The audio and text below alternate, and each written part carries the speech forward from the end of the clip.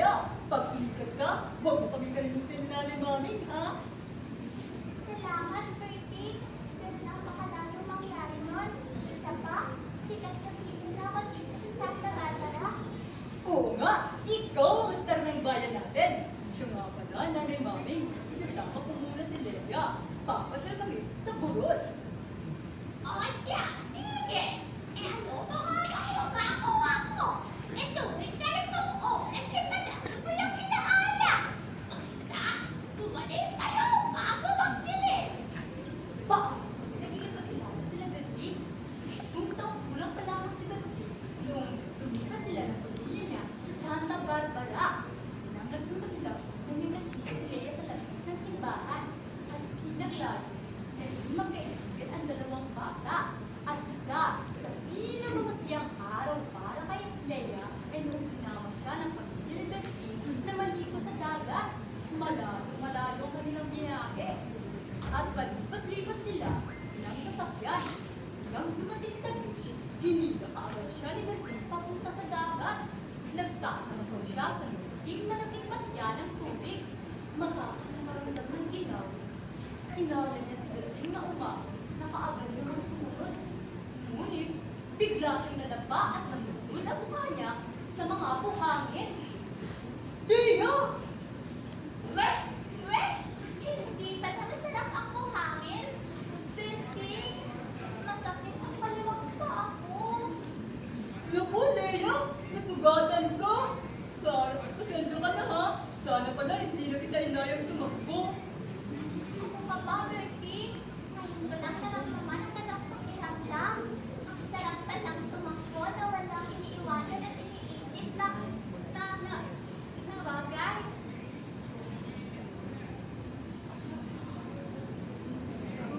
Habang sakay ng baspaw, nakatulog si Leia. Narinig naman ni Bertie ang usapan ng nanay niya at ni Nanay Mami. Hindi pala tunay na anak ni Nanay Mami si Leia. Lalo siyang naawa sa kanyang kaibigan at sinabi niya sa sarili niya na hindi niya iiwan ang kaibigan. Isang araw,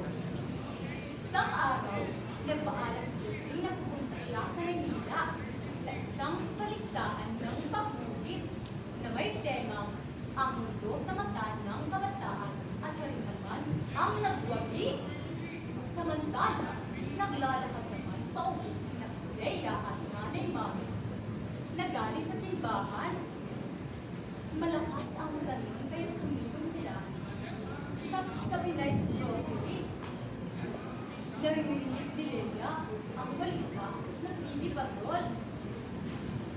Dalawang bus ng Beagle GPC ang nagsalpungan sa Sokosol Expressway.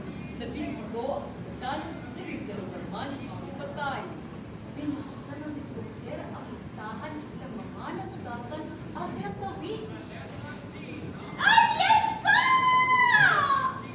Wala na si Bertie! Wala na ang kaibigan ko! Ha? Wala na si Bertie? Hindi!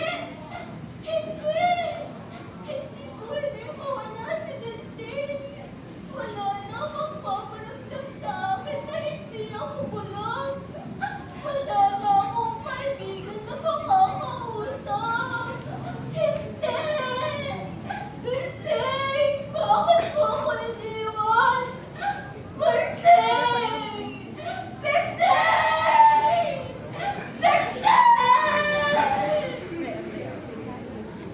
So, malaking pagbabago ang lumabas sa buhay ni Leia. Nagpalibog sa kanya ng pamilya ni Jesus ang mga mata sa mga sundalo.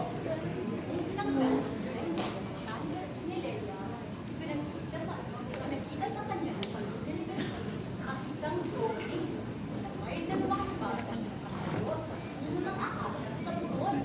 Kahawak sa kanilang dalawa. Malaki ang ngiti at lumal ang mga mata. Sa ilang buwan ang lumipas pagbulot ng bayan nila Bertie. Umabot kang magsasaya habang umilaraw.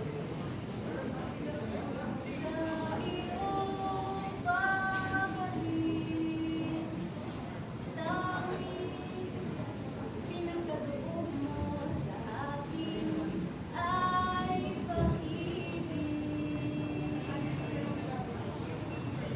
Kaya pala magkaalulong sa bawat isa.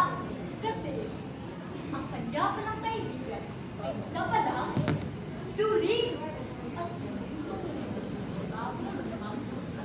sumunod bago tayo. Kaya naman,